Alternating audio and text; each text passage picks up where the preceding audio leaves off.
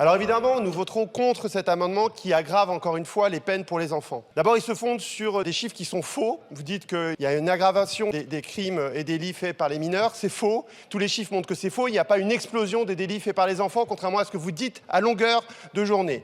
Deuxième raison de voter contre. Vous revenez sur la spécificité de la législation qui concerne les enfants. Je vous rappelle juste que la justice des mineurs date de 1810, le code Napoléon. Vous revenez là-dessus quand même, chers collègues. Juste pour prendre l'ampleur en fait de la régression, la majorité pénale à 18 ans a été définie en 1906. Mais par ailleurs, en fait, si c'était efficace, on pourrait dire pourquoi pas, on en discute. Mais tout ceci est complètement inefficace. On le sait. Si un mineur qui est dans un cycle de délinquance et de délit, il va en prison, et bien il finira par être un délinquant bien plus grave et avec des délits bien plus importants. Vous savez que c'est l'école de la récidive. Donc la seule manière de résoudre le problème de la délinquance des enfants, c'est la prévention, c'est des moyens pour la justice, c'est des moyens pour les travailleurs sociaux. Et ça, vous refusez toujours de le faire.